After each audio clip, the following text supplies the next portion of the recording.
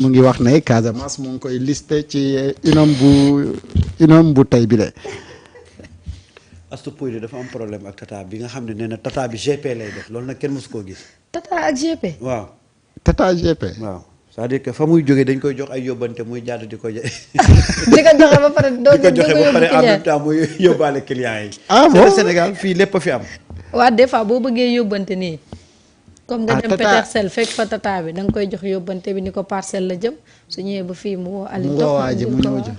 waaw yow li nga wax nii dëgg la de. livré waa ji révélé wu fi révélé wu dara ndax benn doléance. c'est une tradition fu président di dem dañuy génne ay doléances. waaw loolu moom ba Sénégal nekkee Sénégal ba tey. man de si doléance yi mën naa la ci wax. waxal yàlla. Casamance. ah waroon naa wax la haute Casamance. liste ses doléances. mooy Kolda. waaw parce que y a des mouvements yu nekk Kolda yiy commencé di wax ne c'est une aberration ou insulte que le président de la République wax ne day dem Casamance. sans mu yegg fi nga xamante ni moom mooy Kolda ñoom ñu ngi naan Casamance c'est pas que Ziguinchor ak Sédhiou kese. mais Kolda dafa am lu muy représenter ci mbir yi te nee nañu constaté nañu ci gouvernement wu Bassirou Diomaye Diakhar Faye il n'y a ni président ni ministre. ñuy DG fort bu nekk ci gouvernement bi di doomu Kolda et mu mel ni Kolda dañ leen délaissé ci li nga xamante ni moom mooy gouvernement wu Diomaye Faye donc man sax maa gën a révélation waaw man nag des fois dañuy joxe ay titres yoo xam ne moom ah mun nga ne journal bi nu mu tudd. gis nga moo tax booy tuddee sa bopp journal del xool ni nga koy tuddee moom laa xamut. bon donc révélation bàyyi nuyu sama xarit Jafat. waaw donc révélation. doo wax. donc révélation au nom waaw révélation au nom de ce qui vous lie à Top. On va essayer de faire ce que vous voulez faire comme une révélation on va la faire comme une révélation léegi Casamance le président di dem les gars yaa nga taxaw di xaar di wax seen i doléance waaw yàlla na toq ci nopp président su ko defee président saafaral leen ko su ko defee mu nekk révélation waaw su ko defee mu nekk révélation bref li ko Top waxee tey Kolda Vélingara dëkk yooyu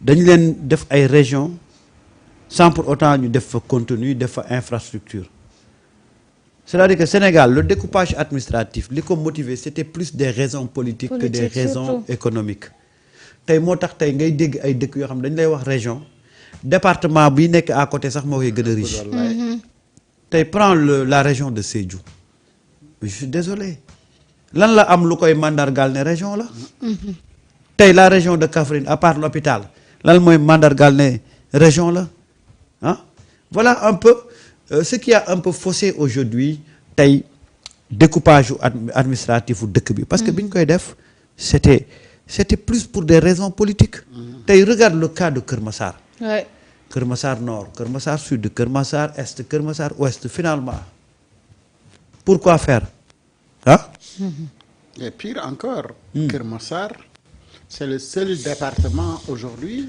qui n'a pas de conseil départemental xoolal loolu Kër Massar moom découpage am bi baaxul. tu ne savais pas que Kër Massar c'est le seul département au Sénégal qui n'a pas de conseil départemental effectivement seul département boo xamante ni érigé nañ la en département mais amoo mairie de ville xoolal loolu donc loolu la déjà problème la incohérence non mais incohérence la de. c'est loolu c'était des raisons politiques yoo xamante ni dañu def 46e département Kër Massar parce que tout simplement dañu jàppoon ne l'appel de Kër Massar moom moo basculé li nga xamante ni moo nekkoon tendance su APR Benno et que dañu gisoon ne Kër Massar chaque instant fa la pouvoir bi doon ñàkkee donc li nga xamante ni mooy defetam yi gën a ñaaw ci biir Ndakaaru et pour neexal waa Kër Massar ñu ne ok vous voulez un département oui prenez gars yi jël sans contenu sans benn mesure d'accompagnement et loolu nag moo am ci dëkk yu bëree bëri Malem Hodar département mais boo demee ci dëkk bi ñu ne la bii dëkk département la da ngay toog xool na leen noonu li mënul na dëkk bi amul lenn ay département Mbour géej Mbour réew amul à ce que je sache du département du dara. mais demal Malem Hodar nga xool Kër Mandoumbe ko gën demin Kër Mandoumbe simple village moo gën demin Malem Hodar département. wala loolu. xoolal incohérence boobu lan moo indi loolu mooy comme gox bii dañu bëggoon am na benn waay bu fi xawoon am doole mu ngi yëngu ci politique mais bu ñu ko bàyyee ci département wu Kaffrine c'est insignifiant bu ñu ko bàyyee ci département wu Koungheul c'est insignifiant mais ñu ko jéem a fexe moom ba nga xamante ni nit bi politiquement parlant dañ ko mën a def sax député.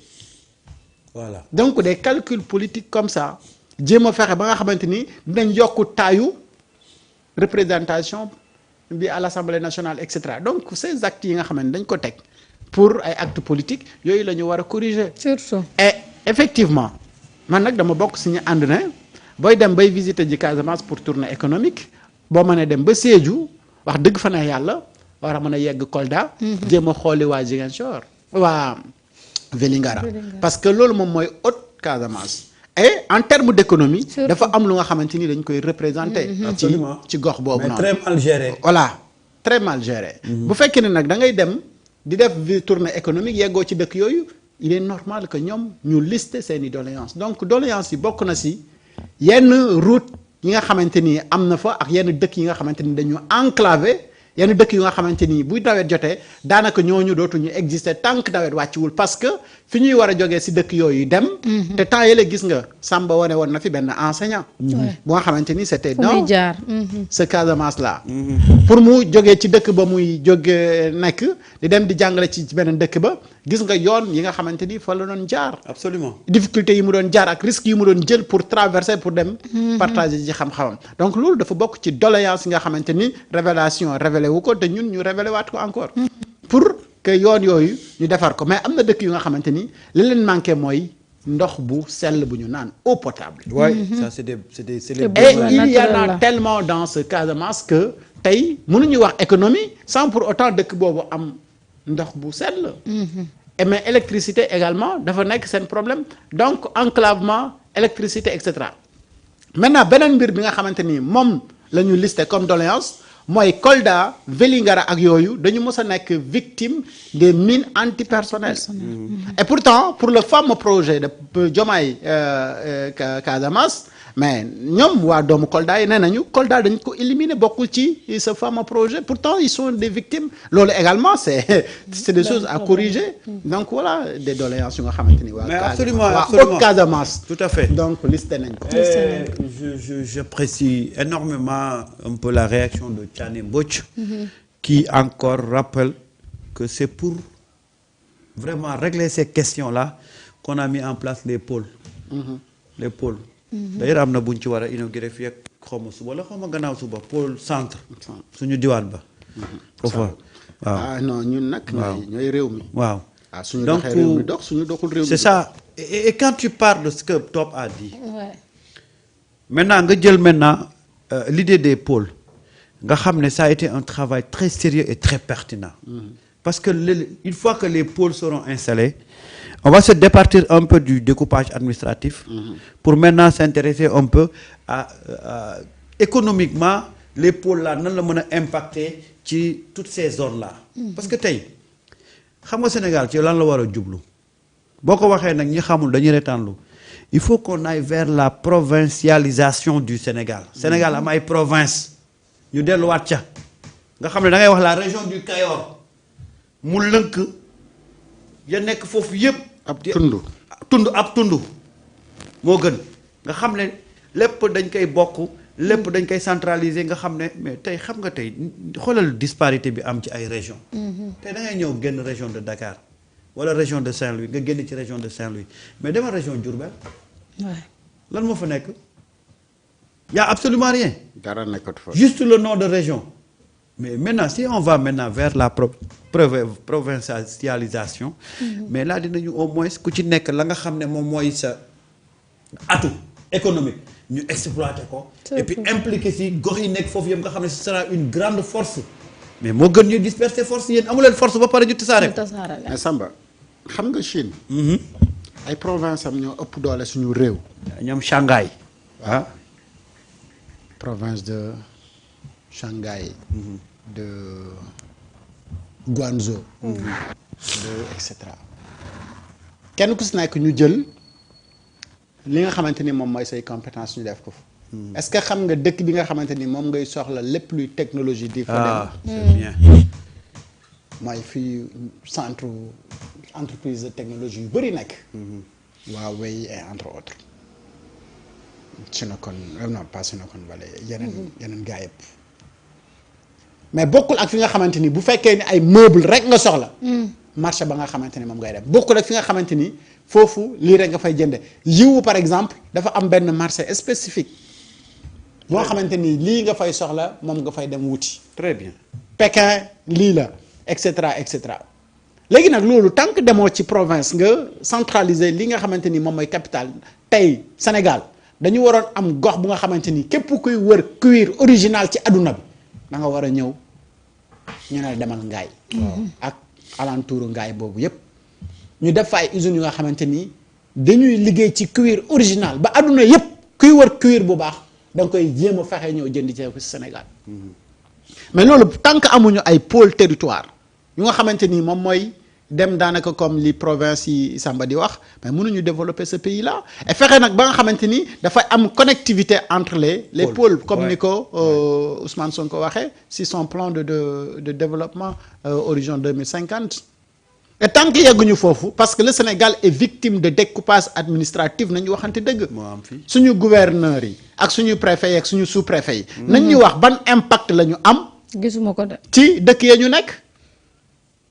mais amul impact léegi 8 pôle bu ne géré par benn mën nañ ko tuddee nu leen neex mais ces 8 personnes là bu kenn ku si nekkee am benn concurrence buy am entre les pôles ci pôle bu ne bëgg a fexe ba nga xamante ni mooy gën a développer beneen pôle bi mais ñooñu dañuy def ay résultats et ñu xool naka la ñuy tegee ñooñu foofu également xam ne par compétence ak résultat lañ leen di bàyyee foofu nga xam ne boo deful ay résultats mais forcément dañ leen lii mais ñooñu am na ñuy liggéeyee ak le gouvernement central et développer ce pays là pour man de jafewul de mais jafewul bu fekkee ne nag ku nekk daa bëgg mais bu fekkee amul volonté politique mais xam nga loolu moo indi yow c'est-à-dire que ñun ku ci nekk dafa bëgg yëfi boppam tey comment tu peux comprendre rien qu'à Dakar tu as 19 communes boo ci gis mu ngay cam langaj ah Dakar lan moo ko tere woon am rek lu mu dee benn 5 communes yu am doole te gis nga noonu mu demee c'est-à-dire que sociologiquement nous avons hérité de ça ku nekk da nga bëgg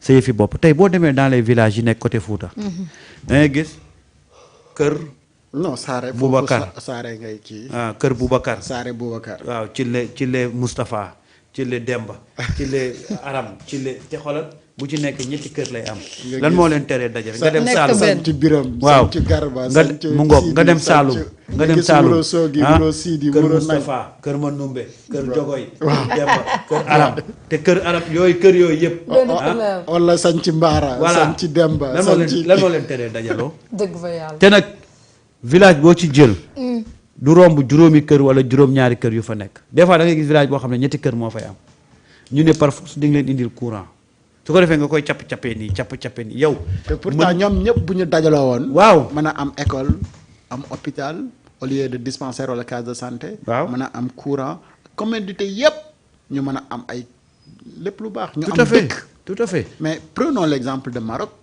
boo jotee dëkk bala ngaa jotee ci dëkk da ngay daw ba kenn xamul mais ay ponkali dëkk ngay fekk ay ponk ngandum dëkk xoolal de Agadir pratiquement ba Casa mais tu vois peu de villages ñu nga xamante ni ay éleveurs la ñu ay nangam sangam ñu nga xam ne ils sont dans l'agriculture et peu la laa wax waaw et très rare tey boo nee cëpp Sénégal war nga xam fan mooy domaine bi yëngu ci wàllu agriculture wàllu élevage su ko defee yow boo fa amee soxla nga dem fa bu ñu la lépp lu jëm ci wàllu produits artisanaux yeeg affaire yooyu c'est-à-dire que Sénégal dafa jekk ci pour développer Sénégal dafa war a mën a yomba développer mais les politiques yi ñu établir au cours de ces années passées là moom moo plombé ce pays là maintenant nag quand tu amènes les Sénégalais wala nga andi un Sénégalais pour di ko wax yu mel nii moom pour moom c'est utopique quoi warul mën a nekk alors que li war a mën a nekk c'est des choses tellement faciles mais comme tàmmaluñu loolu on nous a toujours wax bon dañu créer benn mirage ci suñu kanam ba nga xam ne mais tey si on arrive à réussir ces 8 pôles là. Marita. Ouais. di nga xam ne Sénégal am nañ potentialité yoo xam ne bu ñu ko exploité Sénégal dafay nekk benn Eldorado. waaye nag comme ni ñu ko doon waxee rek politique rek. politique lépp politique la politique rek waaw. matin midi soir. ah politique. waaw. ministre politique yi ñammi. waaw. politique yi kalombari. waaw léegi nag ci politique boobu yëg ngeen ni waa FDS def nañ seen conférence de presse. FDS ñooy ñan. Khalifa ki ñoo ñam. ah nee nañu réew mi doxul de 2 ans. ñi fi nekk liñ diggee woon wax defuñu si dara. amuñu solution ci wàllu koom-koom amuñu benn solution daal réew mi daal a ngi taxaw. fan lañ ko doon kañ lañ ko doon def. tey lañ ko doon def yëgoo ko. ah tey. tey la woon. ban daa heure amul bës nag ñu ko yëg sax. ci suba. waaw mais ñoom c'est-à-dire que ils sont dans leur rôle en tant que mais xanaa opposition. ñoom dañoo fàtte ne état bi mi ngi wàññi ay prix. waaw mi ngi def kenn kàttanam malgré situation biñ fi fekk. waaw man de gis nga Marita. man ça ne me dérange pas que ñu ne réew mi doxul mais ñu wax réew mi lan moo tax doxul et puis qu'est-ce qu'ils apportent comme solution. man loolu dérange wu parce que c'est ils sont dans leur rôle de parti de l'opposition man c'est ce qui me dérange c'est des débats personnels c'est des débats personnels et des débats qui reposent sur de la mauvaise foi man loolu moo ma dérangé tey opposition bu ne doxul nañu wax li doxul wax lu tax doxul ba pare wax lan mooy solution. vraiment su fekkee ne posture boobu lañ nekk man awma ci problème parce que nag un pays on peut pas dire que tout le monde dañuy ànd ak yow ci ne nga nekk waaye nag état bi ngay wax doxul bu doxalee ba nga teg ci sa bët gis ne doxal na amal nag courage yu ñëw ak honnêteté ne état bi doxal na man de loolu laa jàppee opposition waaye opposition boo xam ne yow le train qui arrive à l'heure ne t'intéresse pas. vraiment loolu man je ne peux pas considérer ça comme une opposition waaw buñ ne nag doxul xëy na ils ont des éléments de mesure yu tax ñu ne doxul et puis nañ ñu wax lan moo doxul et pourquoi doxul ak tey bu waroon dox qu'est-ce qu'il faut faire. parce que nag quand tu critiques il faut proposer. toog rek naan doxul loolu moom téléspectateurs yi ñoo ko dàq. te comme nag ñoom guddi gi dañoo nekk ci téléspectateur nag ah il faut nga gis de xam nga multiplier. waaw xam nga nag fan yi nag dañ leen gisutoon. waaw fallait que ñu génn ñu xam ne dëkk bi am na sax au moins ñuy opposé wu. waaw dañuy bañ waaye nag toog ci seen ruq nii rek kenn xamutoon fuñ nekk. dañuy bañ ku leen suul nag xam nga fan yii yëpp kenn dafa waxul ci ñoom imaginer rek démb. waaw Amadou Ba moom. opposant foofu nag Samba ànduma ci ak yow. ah yow. Amadou Ba. waaw moom du génn politique. d'accord léegi foofu mu ànduma ci ak Samba. ci lan noonu. da nga ne yow nangu nga ñoom ñu toog wax na dëkk bi doxul ñu jouer en tant que seen rôle opposant ah non je veux dire. non bu fekkee ay opposant la ñu Samba. waaw ànd naa ci ak yow. waaw ay opposant waaw man je dis parti d'opposition. waaw voilà. léegi xam nga kii mu lay jox xibaar bi daf la waroon wax kan ak kan ñoo toog di wax. ah moom daf ne ma opposition bi de FDS. waaw FDS kay bëri nañ ñoom Khalifa nga fa ñoom Abdou Mbow nga fa. Abdou Mbow ak kan continuel Modou Diagne Fada. Modou Fada bàyyeegul ko. waaw mais ndax ñii tey yàqub dëkk bi ñoom war nañ ca mën a wax Samba nañu waxante dëgg. déedéet ku yàq dëkk bi. waaw mais au moins ñu wax rek ne lii doxul lii la ñuy proposé. waaw mais kan moo yàq dëkk bi. ki nga yàq moom mënu la proposer grand chose. ah waaye yow Fada. Khalifa kanaa du yow yaa nekkoon fii bi mu mujj a yor ni nu mu tuddati. Sonacos mu tëj. waaw. ak ya fa xew. yegg seeguñ ci yow. yow nga ne dëkk bi bërki démb la ñu wàññi. boppam lay waajal. gasoil ak essence. wàññi courant bi. wàññi gaz butane ak yeneen. nga toog FDS. au lieu nga wax ci avancé yooyu noonu ci yàqu-yàqu yi ngeen fi bàyyi. ngeen ne dëkk bi doxul. lii de mooy am sa pan di lijjanti ko. léegi nag bu fekkoon Anta Babacar ak ñoomin seen ñi nga xam ne mosu ñoo gérer. waaw ñoom ñoo ngi toog sax di wax mbir yi dafa yàqu. bu boobaa ñu ne waaw ñii ñoom yàquñu. ñan ñoo bokk parce que joxaguñ bi yow. xaaral ma xool ñi fa Khalifa toogoon Sall est-ce que la. xàmmee waaw. waa Modou xaaftal Diagne Fada. waaw Anta. non Anta bokkatul. ah wow génn fa. Génn. Abdou